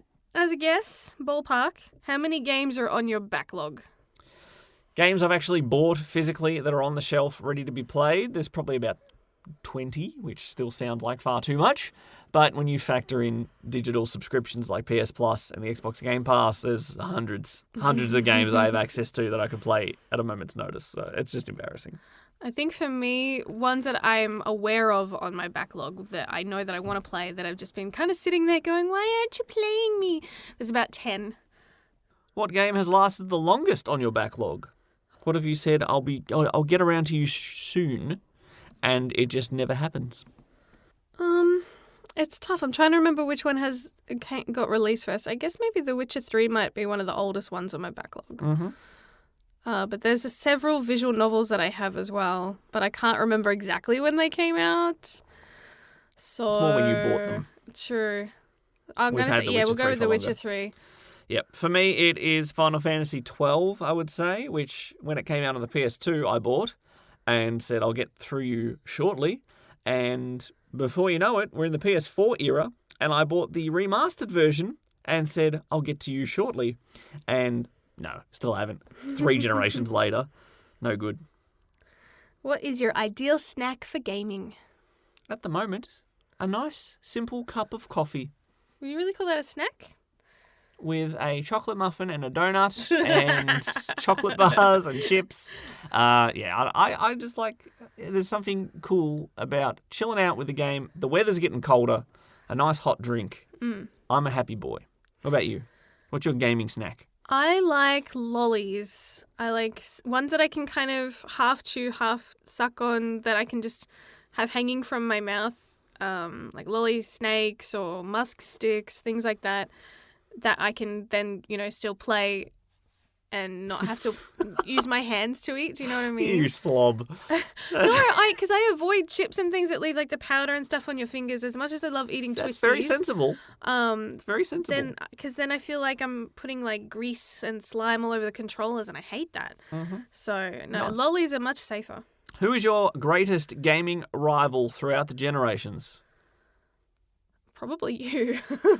Yeah, you were definitely the rival several years ago. But of course, I've been gaming against and with my good buddy the Falcon since high school. So as far as the Hall of Fame goes, he's probably my A1 rifle. If I'm thinking of like recent times, because we've become less rivals and more Gaming lovers. gaming lovers. My sister Natalie, when she started just buying up consoles, she got an Xbox and then she got a PlayStation, and then her gamer score nearly surpassed mine, and I think that motivated me into playing more different games, because she was playing all these different ones I'd never played before and getting all these points. I'm like, and I keep replaying the same games and never getting new points. And so I guess that's a good definition of rival, isn't it? I love that story. Okay, number 80. What game do you replay the most? Banjo-Kazooie, because I can knock that out in a couple of hours, but I also go back to Sonic the Hedgehog 2 a lot. So it's one of those two for sure. Surprise, surprise, Dragon Age. What video game creature would you have as a pet/companion? Oh, man. There's so many cool ones. Do robots count too? Yes. Because in Borderlands, you've got, like, Claptrap. He's pretty fun. I just want Togedemaru from the most recent, not even the most recent. There's been a new thing since then, but in the Alola region, Togedemaru is little electric steel hedgehog, and he is just adorably cute, and I want very him. Cute. Otherwise, maybe like the space hamster. Boo! The miniature space hamster. Yeah. Miniature giant space hamster, sorry. Make sure I get that right. What is your favourite video game to introduce non-gamers to? It used to be Goat Simulator, but now I think it is Untitled Goose Game. Would you agree? Yeah. That was very enjoyable on New Year's to see all the oldies gathering around to watch a goose cause havoc. I love games that are slow, that are just fun for everyone to watch, that no one needs to know how to play. They can pick up and experiment and figure it out for themselves. Both of those fit that bill. All right, we covered this quite recently. Who is your favourite voice actor? Jennifer Hale. Number one of all time. Jennifer Hale. For me, Troy Baker. He is established himself with a great range of characters and villains and heroes, and he's pretty darn good at what he does. You're just jealous of his hair. I am. He's a handsome lad. 84. What difficulty do you usually start your video games on? Almost exclusively normal difficulty, except when I tried Alien Isolation and put it on hard and regretted it for the next 6 hours, and Death Stranding, which I've started on hard, which I am enjoying on the higher difficulty. So most of the time, normal. I'm the reverse of you. I start on easy, and then once I'm familiar with the game, I come back and I play on a harder difficulty. I used to do that with things like Duke Nukem 3D that had like Wolfenstein, Doom. You'd start on the easy one, work your way up. Yep. That's how I used to love doing that. Get your money's worth out of the game. It's like when you're learning how to drive a car. You kind of start off with the basics and then you ramp up the difficulty rather than just going full ball into, the deep end. Speaking of difficulty, what's the toughest game you've beaten? For me, I guess with my skill level when it comes to platformers, maybe Inside. Was that pretty tough? There were certain sections, or maybe that should have been my answer for games that made me angry. Okay. Let's, go back in time and add that in there. But as far as just having to keep repeating sections because I'd get a jump wrong, like from a microsecond, so frustrating. Yeah, that's fine. I got the Platinum Trophy on Bloodborne and I did it all solo and I feel like a badass for it. Especially since I've mentioned earlier, I suck at the Dark Souls series. Have you ever named a pet after a video game character? Yes. Several, actually. With our two first ferrets that we had, they were both named after video game characters. Yes. Our first was Ezio Auditore, because we had ferrets and we thought he likes to climb stuff and steal stuff. That seems fitting. Thankfully, he wasn't an assassin, though. And our little girl ferret who's still kicking. Yes, Vanille from Final Fantasy 13. I also named a blue budgie as a small child Sonic, and our white fluffy dog, Ellie, her name was actually short for Elite Killer. So from Halo, the Elites, she had a link to it. That's all I'm saying. And if we ever get a Shiba Inu, we are naming it Koromaru. Done deal. 87. Would you name a child after a video game character? Ooh, possibly? part of me is like, this feels dangerous answering this question right now because our family keeps nagging us to find out what names we're considering for our boy. I'm like, if I give too strong an answer to this one way or the other, they might be like, oh. The more that they raise their nose and crinkle their faces at our Japanese name choices too, the more I choose to lean towards them. They've threatened to give them basically entirely new names if they don't like it. 88. What year do you think you played the most video games in your life? As I said before, 2004, I was doing nothing with my life except for playing Morrowind, so I would say that. And when I wasn't at home playing Morrowind, I was hanging out with my good buddy the Falcon. So there was a lot of video games done in 2004. That could change this year if the train system goes on pause like a lot of other industries. You never know, you might be able to beat that record. For me, it would have to be one of the recent years. I'm not sure if I have a specific that I can think of exactly, but I've played more video games, especially for a longer length of time, being married to you, than ever before, because I just did not get away with it at home with my parents. It was timed, it was limited, probably because it made me aggro sometimes and got banned often. So I'm not sure which year specifically, but somewhere in this last 9 years. Cool. What's a series that you've never played that has definitely caught your eye? Bravely Default. Bravely Default? Yeah. It's interesting. I mean, it's one of those games that, like, especially the art style definitely calls out to me, but I've just never bought it. It would be on my backlog if I had. So for me, it's Metroid Prime. I never got it on the GameCube, never got it on the Wii when it had the re-releases, but it's always been something I've wanted to play. I just never made the purchases, so that's probably my answer for that. Which video game character do you think has the worst fashion sense? It's got to be someone from Final Fantasy, right? They've all got weird outfits. Tidus, I don't know what he's doing with his outfit. He's just got a mishmash of crosses and quilts and zips and everything else. I'll go for him, Tidus. There's quite a few characters in like Kingdom Hearts that have very over the top. I mean, it's cartoony, so I guess it works for that. But yeah, I just remember when I first saw Sora and the shoes and the baggy pants. His gigantic shoes. I know, the clown shoes. They're like Ronald McDonald shoes right there. So, I mean, there are probably others I could think of that are far worse if I gave it some real thought. But off the top of my head, I'm going to go with that. All right, number 91. What would be the ideal vacation spot from a video game? Oh, man. I hear Sanctuary from Mass Effect 3 is good. Stay away from Sanctuary. Anywhere called Sanctuary. Never go to Sanctuary. Not in a video game world. Oh, my wordie. But in Mass Effect, there are some really beautiful planets that you visit that are just breathtaking that I would love to go visit. But I think, honestly, like the Citadel, as far as just if you get to stay on the Presidium, which is like the most beautiful part of the Citadel, that would be pretty rad.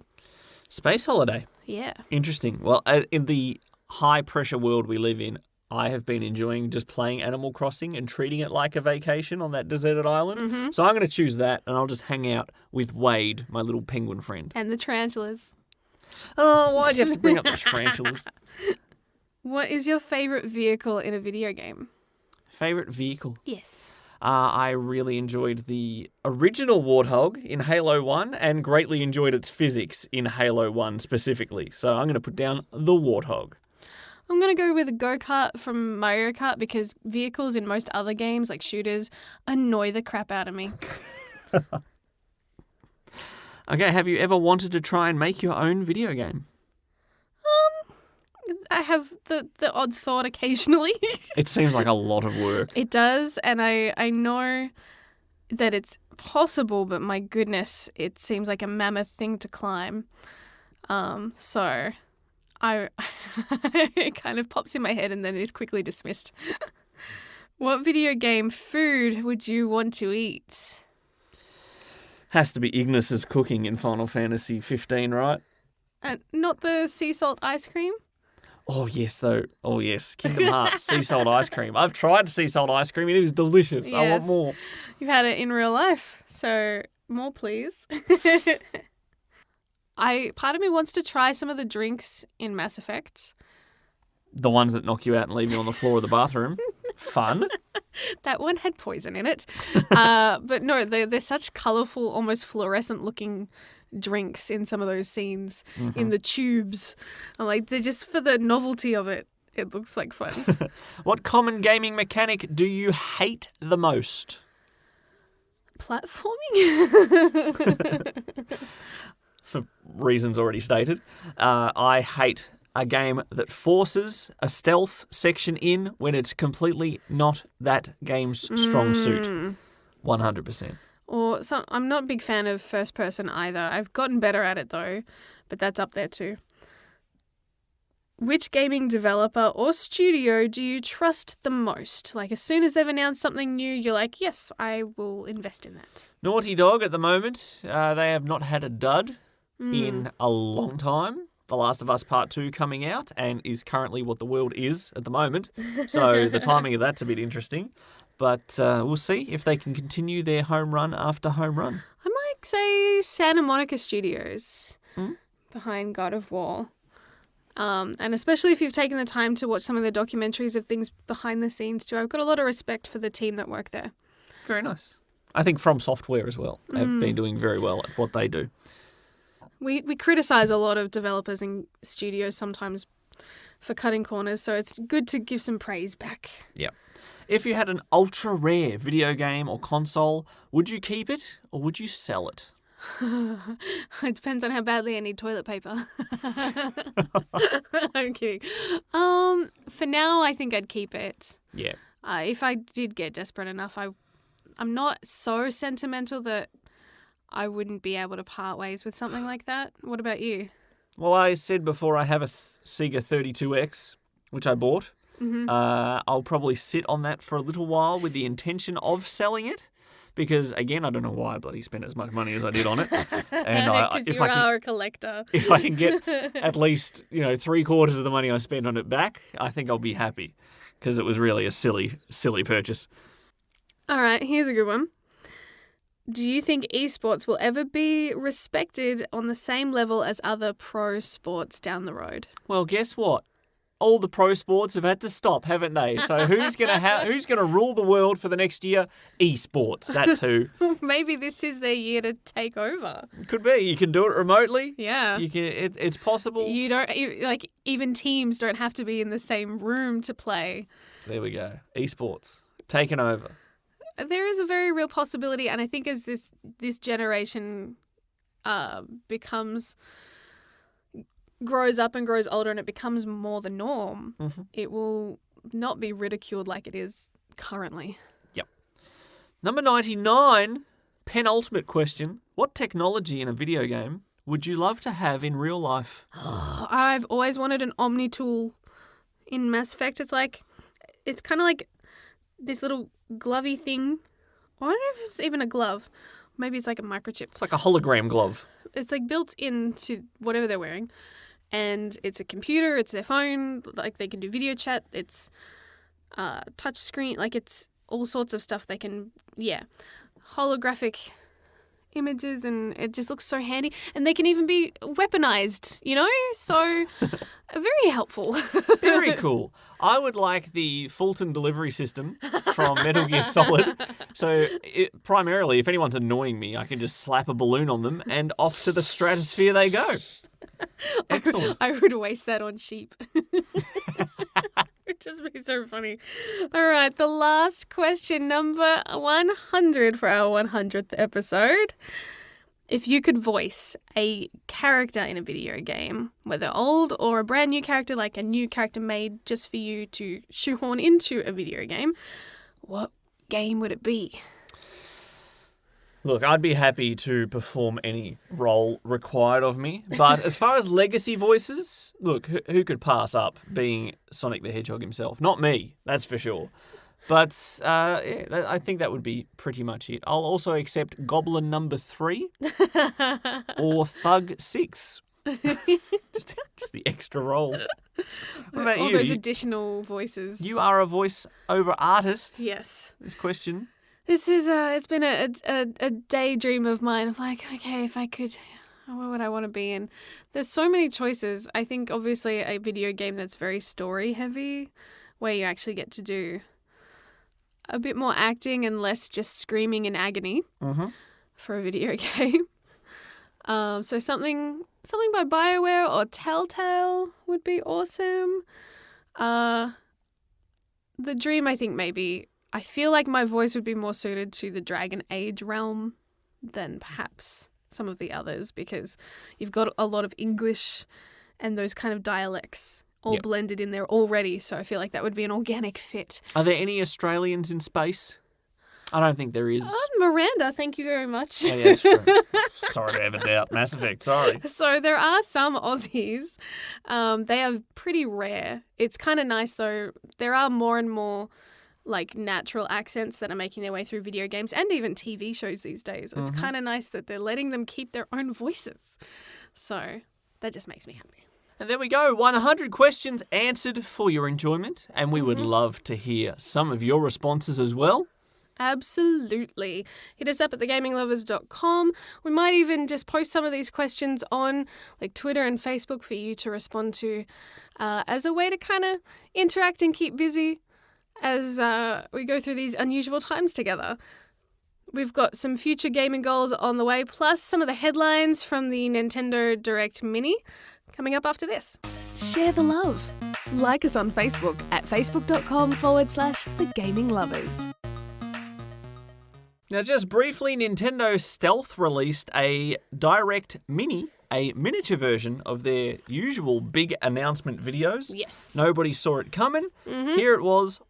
Surprise, everybody, we've got some announcements to make. And one thing I found very interesting in this Direct Mini was the amount of series that are getting ported onto the Nintendo Switch, including BioShock, Borderlands, XCOM, and Catherine.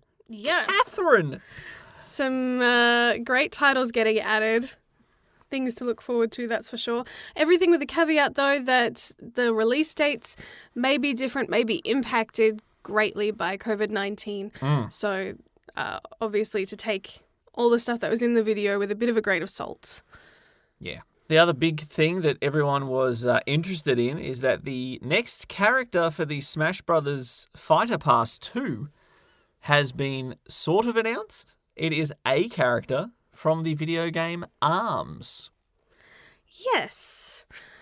I'm not sure how many people are totally thrilled with that idea. Yeah, it's kind of deflating after the big exciting reveals that we've had, the big suspenseful reveals. Yes. And for them to choose a character from one of their own franchises is kind of less exciting than going outside the box with an unexpected third-party character, in my mind. Especially when everyone's really hoping for some good news to kind of get them through.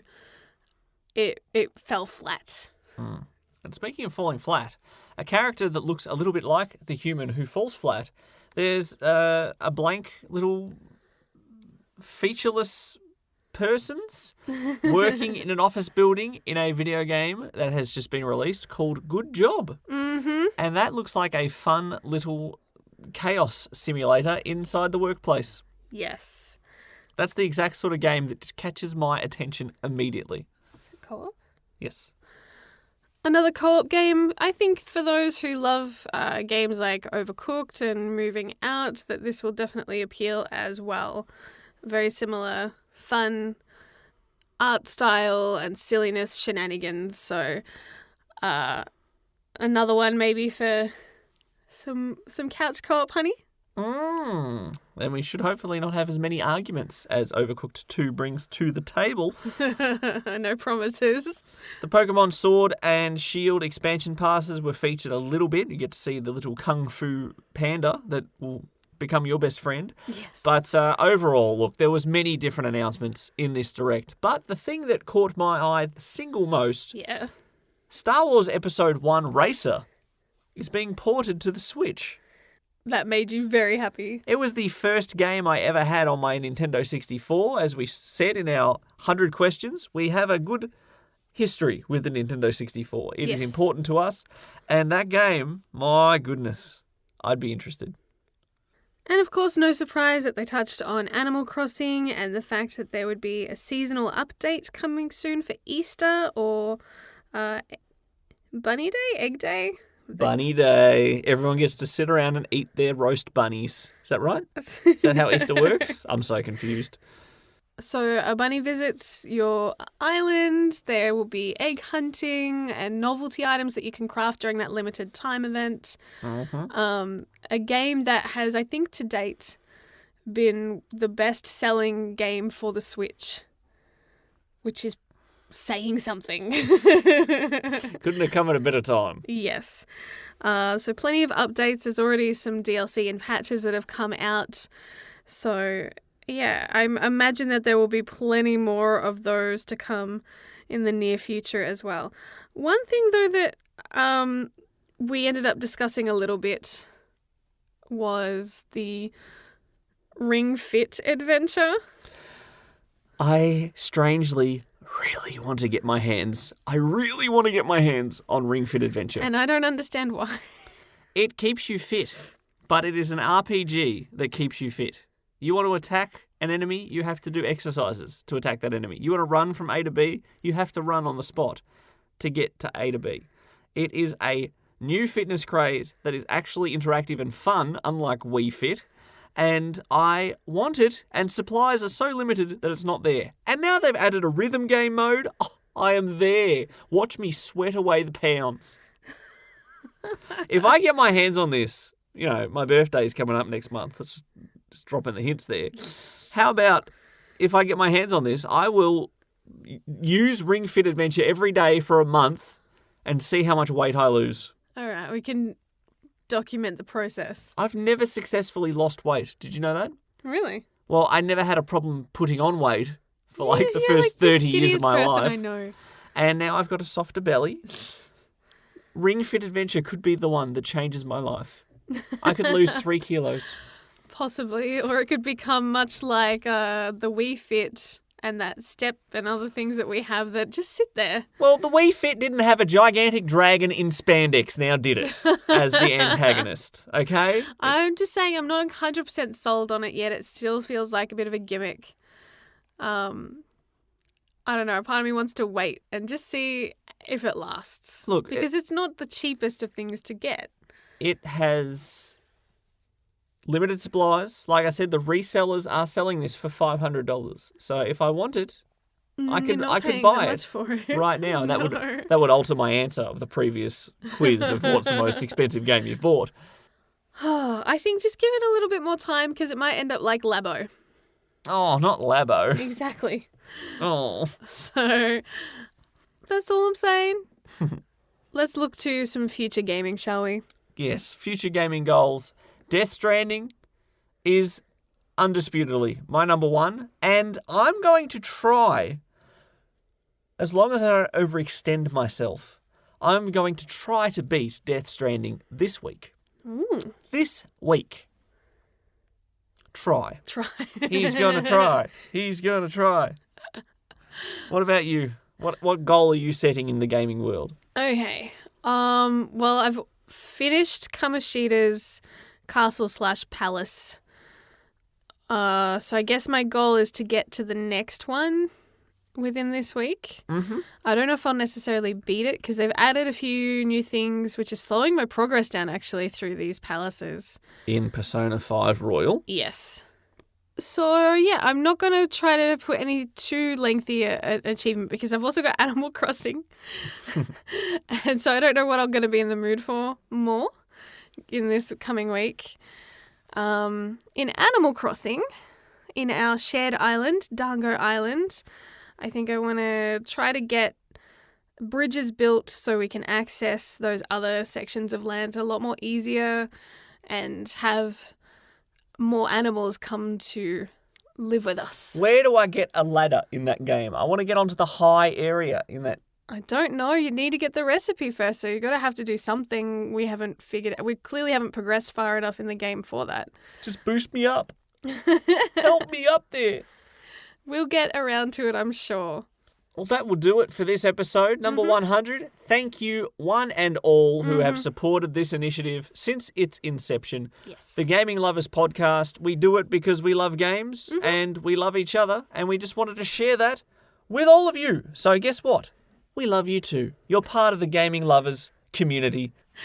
Thank you so much for joining us and for helping us get to 100 episodes. That surprisingly went faster than I thought it would. Yes. Yes, it has. And this has been a very special mammoth episode for you. A bit of a thank you from us for joining us on this journey for 100 episodes. Probably over 100 minutes to celebrate episode 100. Have a great week. Stay safe and happy gaming. And whatever you do, be careful with the antimatter bombs, okay? Okay. Chowski. You're reminding yourself there. Yes. Bye, Anara. Thanks for listening to the Gaming Lovers podcast. For more episodes or to watch some live stream gaming, visit thegaminglovers.com.